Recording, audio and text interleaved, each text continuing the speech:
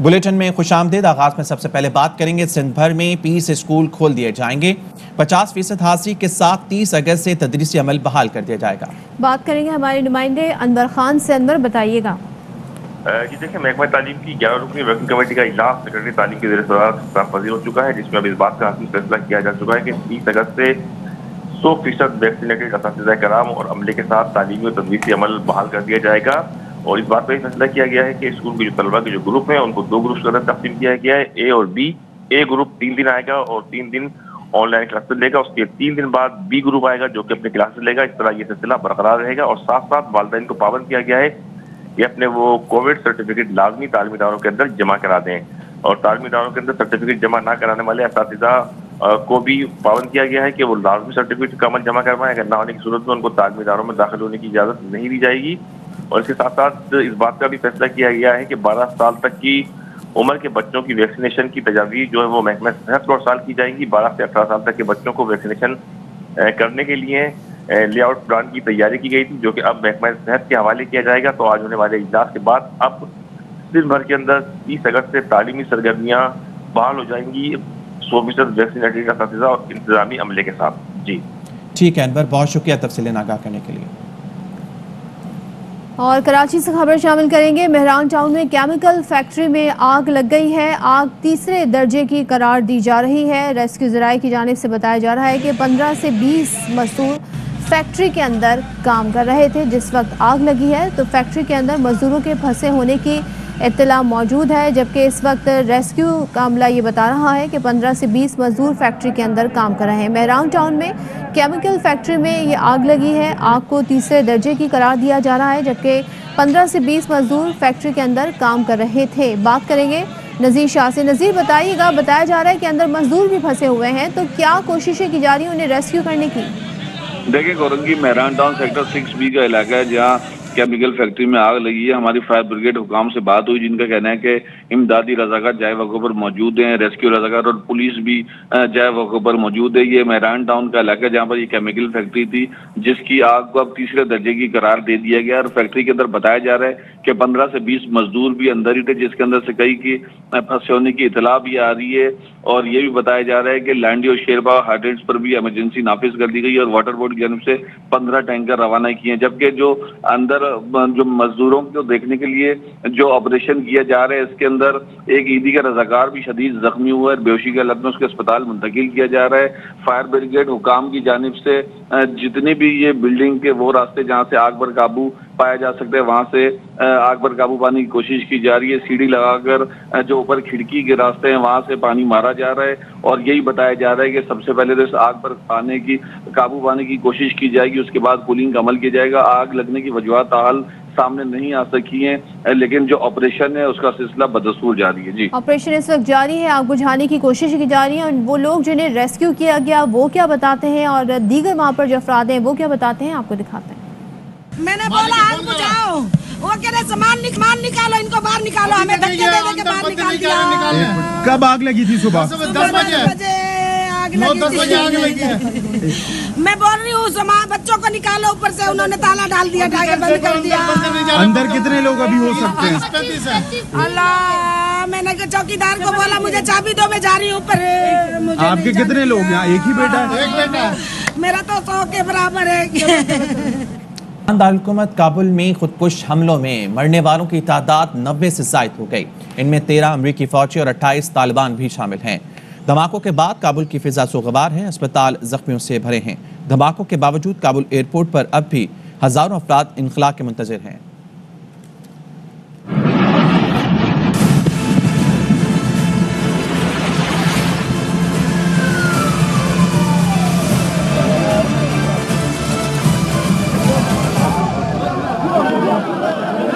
जिसका डर था वही हो गया।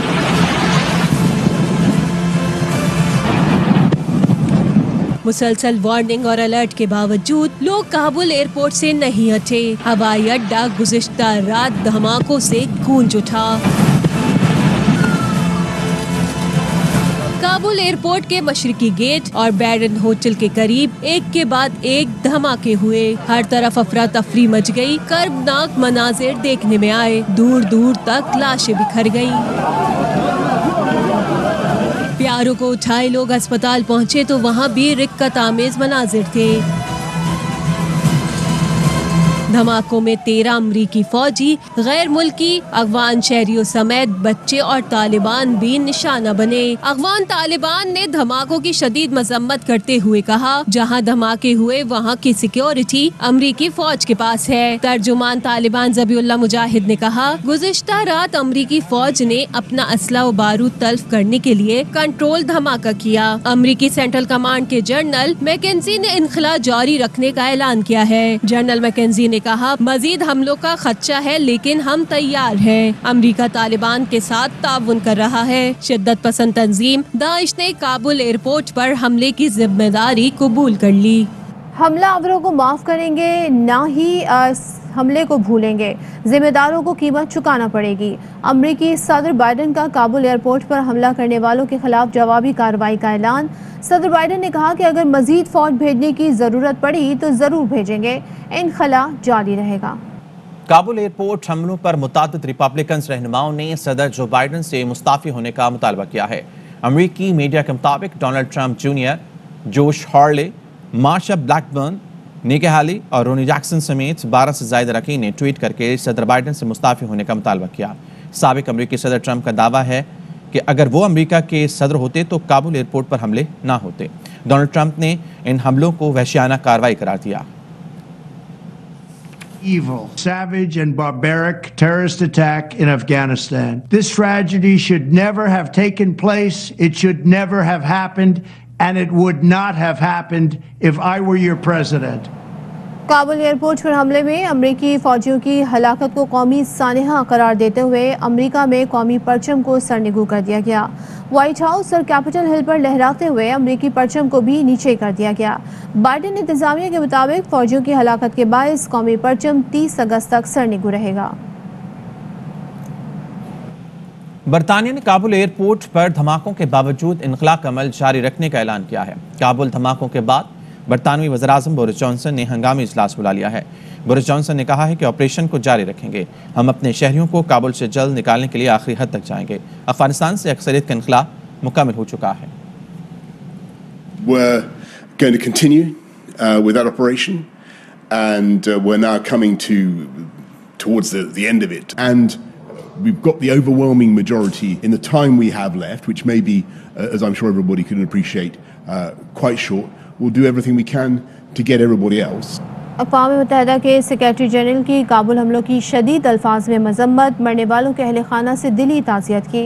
एंटोनियो गुटेरेस का कहना है कि वाक़े से अफगानिस्तान की सूरत हाल की संगीनी ज़ाहिर होती है। अफगान अवाम की मदद के लिए अक़वाम मुत्तहिदा के अज़्म को तक़वियत मिलती है। In the strongest possible way, my total condemnation about the horrific terrorist attack in Kabul. To send my condolences to the families of all those that perished, Afghans, and those that were helping there, the Afghans, and died serving the lives of others. I have also asked my special representative to convey directly to Kabul my deep condolences to the Afghan people. NATO ने तालिबान से काबुल हमले की तहकीकात का मुतालबा किया है। NATO के सिफारतकार ने तालिबान से मुतालबा किया है कि वो काबुल में दाइश के नेटवर्क की तहकीकात करें। नेटो सिफारतकार ने कहा कि तालिबान ने जेलों में कैद हजारों कैदियों को रिहा किया है और सिक्योरिटी अब तालिबान की जिम्मेदारी है। तालिबान रहनुमा अब्दुल क़हार बल्खी ने काबुल एयरपोर्ट हमले की मजम्मत की है और हमले का जिम्मेदार गैर मुल्की अफवाज की मौजूदगी को करार दिया है। कहा है कि जब गैर मुल्की अफवाज अफगानिस्तान से चली जाएंगी तो ऐसे हमले नहीं होंगे। हम इस हमले की मजम्मत करते हैं। This attack, although I don't have the complete details, but targeting innocent civilians is an act of terrorism that has to be condemned by the entire world.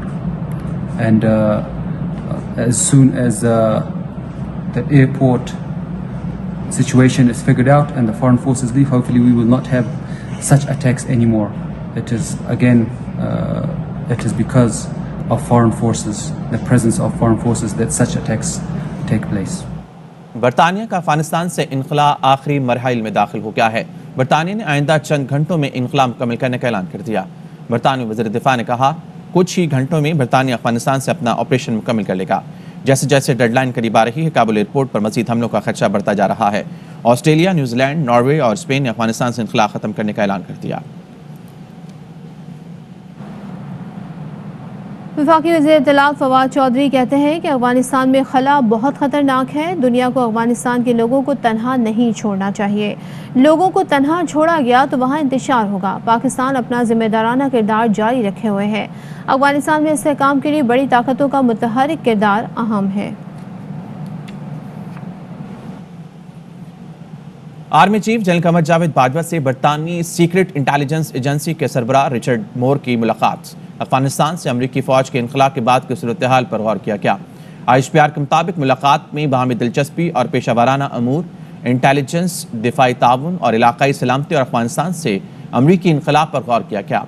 Army chief का कहना था, पाकिस्तान पुरअमन, मुस्तहकम और खुशहाल अफगानिस्तान के लिए भरपूर मदद कर रहा है।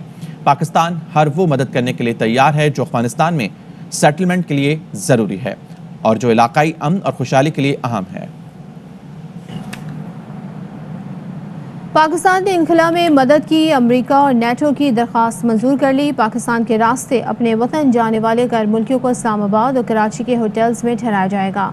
इस्लामाबाद में तमाम होटल्स खाली कराने के अहकामात 21 रोज़ तक जारी किए गए हैं और होटल ज़िले इंतजामिया के ज़ेर इस्तेमाल रहेंगे। गैर मुल्कियों को इस्लामाबाद, कराची के होटल्स में ठहराया जाएगा।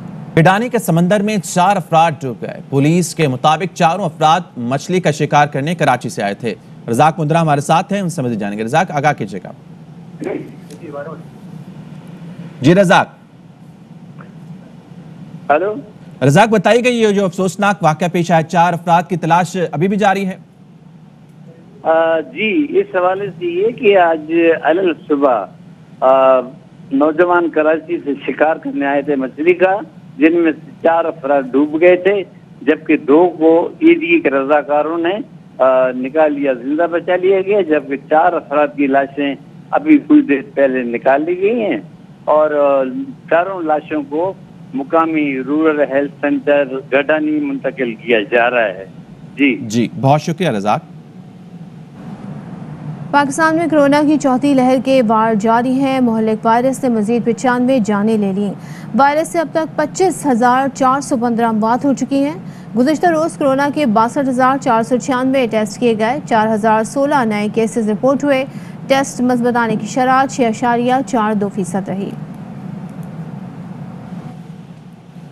वज़ीर ममलिकत फारूक हबीब कहते हैं, वज़ीर-ए-आज़म आज ओवरसीज़ पाकिस्तानियों के लिए रोशन अपना घर स्कीम का आगाज़ करेंगे। ओवरसीज़ पाकिस्तानी सरमाकारी और घर के फाइनेंसिंग हासिल कर सकेंगे। स्टेट बैंक ऑफ पाकिस्तान ने स्टेक होल्डर से मुशावरत के बाद स्कीम तैयार की है। रोशन डिजिटल अकाउंट रखने वाले ओवरसीज़ पाकिस्तानी सरमाकारी कर सकते हैं। स्कीम में घर खरीदने वाले किसी भी वक्त अपना घर फरोख्त भी कर सकेंगे। FBI ने पेट्रोलियम मसनूआत पर सेल्स टैक्स की शरह से मुतालिक नोटिफिकेशन जारी कर दिया, जिसमें कहा गया है कि पेट्रोल पर 10.54% और हाई स्पीड डीजल पर 17% सेल्स टैक्स की शरह मुकर्रर की गई है। मिट्टी के तेल पर सेल्स टैक्स की शरह 6.70% और लाइट डीजल पर 0.2% शरह मुकर्रर की गई है। MCB को 78 साला बरतानवी शहरी से 70 लाख पाउंड की अदम अदायगी का मामला। लाहौर के एडिशनल सेशन जज मजहर फरीद ने MCB बैंक की अपील खारिज कर दी। सेशन अदालत ने सारिफ को सूद समेत रकम की अदायगी का हुक्म बरकरार रखा। 78 साला नजम कुरैशी अदालत में पेश हुए। नजम कुरैशी ने 1989 में, इसी पर बात करेंगे, हमारे साथ मजहर इकबाल मौजूद है। मजहर, अपडेट कीजिएगा इस केस से मुतालिक। जी, ये MCB बैंक का आज एक केस था जो नजम कुरैशी हैं, 78 साला बरतानवी नजाद पाकिस्तानी शहरी, और ये MCB की अपील थी 70 लाख बरतानवी पाउंड की अदम अदायगी के खिलाफ, जो कि सेशन कोर्ट ने खारिज कर दी है और सेशन अदालत ने सारफ को सूद समेत रकम है उसकी अदायगी का हुक्म बरकरार रखा है। 78 साला नजम कुरैशी ने 1989 में चेयरमैन हैटन बैंक लाहौर में 1.5 लाख पाउंड जमा करवाए थे। 1993 में MCB बैंक ने इसे खरीद लिया और ये रकम देने से इनकार कर दिया। अदालत ने 1995 में 1,52,000 पाउंड की अदायगी के लिए ये डिग्री जारी की और कहा था कि ये रकम सारफ को अदा की जाए। 1998 में ये रकम मुनाफा के साथ 6 लाख पाउंड हो गई और सुप्रीम कोर्ट तक ये सिविल कोर्ट की डिग्री 1.5 लाख पाउंड की अदायगी की बरकरार रही। उसके बाद अब एमसीबी बैंक ने ताखीरी हर्ज इस्तेमाल करते हुए एक सेशन कोर्ट में अपील की थी कि ये रकम कम बनती है, लेकिन सारफ ने जायद डिक्लेयर की है, तो लिहाजा इस पर कार्रवाई रोकी जाए। लेकिन अदालत ने वो समाअत खारिज, उसकी जो अपील थी वो खारिज कर दी है और सिविल कोर्ट का फैसला बरकरार रखा है। और 28 साल बाद 78 साल बरतानवी नजात पाकिस्तानी शहरी नजम कुरैशी को इंसाफ मिल गया और आज वो बहुत खुश थे। उनका कहना था कि अदालत से उनको 28 साल बाद उनकी जिंदगी के 28 साल यहाँ गुजर गए हैं। ठीक है मजहर, बहुत शुक्रिया तफसील अपडेट करने के लिए। मजीद खबरें भी शामिल करेंगे लेकिन इस ब्रेक के बाद।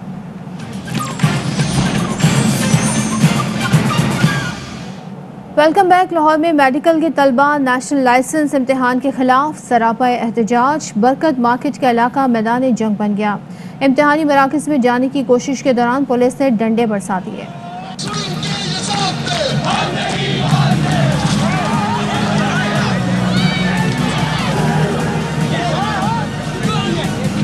नेशनल लाइसेंस इम्तिहान हरगिज नहीं देंगे। लाहौर में मेडिकल के तुलबा डट गए। बरकत मैदान का इलाका मैदान जंग बन गया। बिफरे तुलबा ने इम्तिहानी मराकज़ में दाखिल होने की कोशिश की तो पुलिस रुकावट बन गई। तुलबा के अहलकारों को धक्के देने पर पुलिस ने लाठियां बरसा दी। शेलिंग से मुतअद्दिद तुलबा की हालत गैर हो गई। मुश्तइल तुलबा ने जवाबन पुलिस पर पथराव किया। यहाँ पे आज शेलिंग की गई, यहाँ पे वाटर कैनन बरसाए पे लाठी चार्ज हुआ। क्या ये टेररिस्ट है? अगर हमारे बच्चों पे एक उंगली भी उठी पूरे पाकिस्तान के अस्पताल बंद कर देंगे। व्हाइट कोट और डॉक्टर का गिरबान अगर किसी ने चाक करने की कोशिश की तो बहुत सख्त रद्द-ए-अमल आएगा। पाकिस्तान मेडिकल कमीशन ने डिग्री के लिए नेशनल लाइसेंस इम्तिहान पास करने की शर्त रखी है, जिसके बाद ही तुलबा प्रैक्टिस कर सकते हैं। तुलबा का मौक़िफ़ है कि गैर मुल्कियों के लिए इम्तिहान जरूरी है, लेकिन अपने ही मुल्क में 5 साल पढ़ाई के बाद इजाफी इम्तिहान क्यों दें? ऑर्गेनाइजेशन हमसे अब ये एग्जाम मांग रही है, वो मैं 5 साल आजमा चुकी है। इसका मतलब ये है कि आपकी जो अपनी यूनिवर्सिटी है उनका जो सिस्टम है वो नहीं है ठीक। आप FCPS की हमें इंडक्शन नहीं दे रहे, आप हमें जॉब नहीं दे रहे, टेस्ट पे टेस्ट देते रहे हम लोग, हमें इसके बदले में मिल क्या रहा है? हमारा ये एग्जाम ले, साथ रेजिडेंसी भी हम देने को तैयार हैं। मुजाहिरीन का कहना है इजाफी इम्तिहान के बाद मुलाजमत और रिहाइश की यकीन दहानी कराई जाए तो एहतजाज खत्म करेंगे। बल्दिया मवाज कोट मिनी ट्रक हमला केस काउंटर टेररिज्म डिपार्टमेंट ने अवाम से मदद के लिए इश्तिहार जारी कर दिया। दहशतगर्दों के इत्तला देने वाले को 50 लाख रुपए इनाम देने का ऐलान। CTD हुकाम के मुताबिक इत्तला देने वालों की शिनाख्त को सिगराज में रखा जाएगा। शहरी दर्ज CTD अफसर के नंबर पर रब्ता कर सकते हैं। लाहौर के इलाके गड़ी शाहू में नौकरी का झांसा देकर खातून से ज्यादती। पुलिस के मुताबिक मुल्जिमान ने असलहे के जोर पर 2 साल की बच्ची के सामने मां के साथ ज्यादती की। मुल्जिमान फरार हो गए। पुलिस ने रिवायती कार्रवाई करते हुए मुकदमा दर्ज कर लिया। वक्त एक ब्रेक का, हमारे साथ रहिए। Welcome back. राह हक के गाजियों शहीदों को सलाम। उन मुहाफिजों से वाबस्ता सभी रिश्तों को सलाम जिनकी रगों में शहीद बाप का लहू रवा हो। वो बच्चे कभी कमज़ोर नहीं पड़ते, वो किसी पल भी बाप को मरने नहीं देते। ऐसे ही एक शहीद का बेटा फादर्स डे मना रहा है।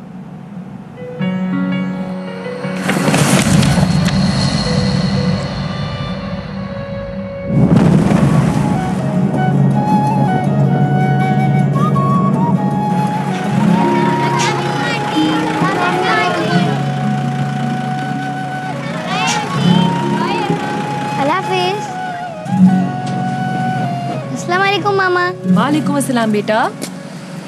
और कैसा रहा दिन आज स्कूल में? आज हमने फादर्स डे के कार्ड बनाए हैं, ये देखें। अरे वाह, ये तो बहुत ही प्यारा है। अब गिफ्ट क्या लें? फ्लावर्स? नहीं मामा, लास्ट टाइम भी फ्लावर्स दिए थे। कितना बोरिंग आइडिया है।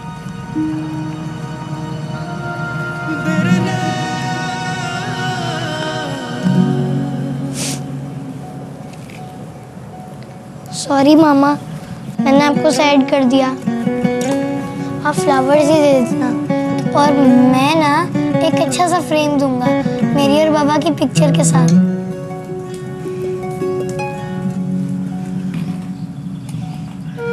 I think that's a great idea. अच्छा लगेगा बाबा को।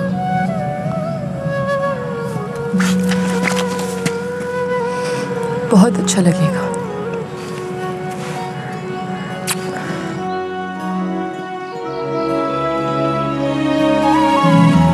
हैप्पी फादर्स डे बाबा।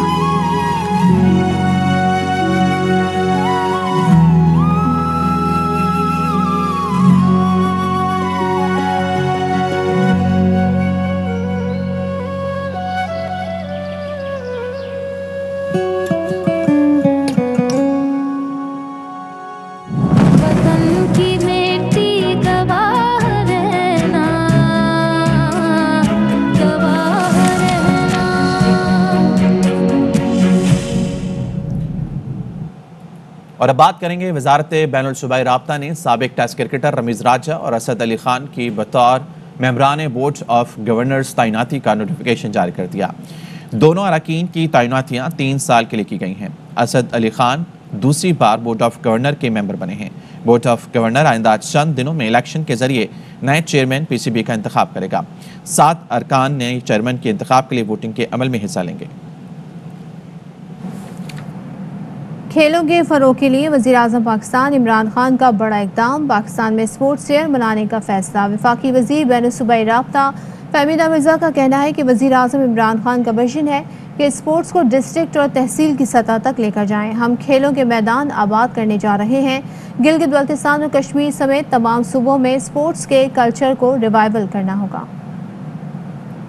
स्पोर्ट्स ईयर मना रहे हैं और जैसे प्राइम मिनिस्टर साहब का विजन है कि हम पूरा वो जो स्पोर्ट्स कल्चर था कि वो रिवाइव करें और डिस्ट्रिक्ट और तहसील लेवल तक हम लेके जाएं, और इसमें हम डिफरेंट स्लोगन्स के साथ एंड हम ये साल शुरू कर रहे हैं जिसमें हम चाहते हैं कि सारे सूबों में कोई सूबा पीछे ना रह जाए। गिलगित बल्तिस्तान, कश्मीर, इन सब के लेवल पे कि वो स्पोर्ट्स का वो कल्चर दोबारा रिवाइव किया जाए और हम अपने खेलों के मैदानों को दोबारा आबाद करें। आए मिलके खेलते हैं पाकिस्तान के लिए और अपने बच्चों के लिए, अपने यूथ के लिए। न्यूज़ बुलेटिन से फिलहाल इतना ही। इससे भी खबर और इसकी अपडेट्स के लिए देखते रहिए ARY न्यूज़। अहम तरीन खबरें अब एक क्लिक की दूरी पर। आपके पसंदीदा टॉक शोज हों या अहम मुल्की या गैर मुल्की शख्सियात की न्यूज कॉन्फ्रेंसेस, हर लम्हा बाखबर रहने के लिए सब्सक्राइब करें हमारा YouTube चैनल। मौसम की सूरत हाल हो या खेल के मैदान से खबरें, अपने मोबाइल फोन से मुल्की और बैनुल अक़वामी अहम खबरों तक रसाई के लिए डाउनलोड कीजिए मोबाइल ऐप। बावसूख ज़राए से मुसद्दिका खबरों, तज्ज़ियों और तबसरों से मुस्तफ़ीद होने के लिए विजिट कीजिए पाकिस्तान की सबसे बड़ी न्यूज वेबसाइट www.arYnews.tv। इन सब के अलावा पाकिस्तान का सबसे बड़ा फेसबुक पेज हो, सबसे बड़ा न्यूज इंस्टाग्राम अकाउंट या फिर ट्विटर, ARY न्यूज पहुंचा रहा है खबरें सबसे पहले आप तक, ताकि आप रहें हर लम्हा बाखबर।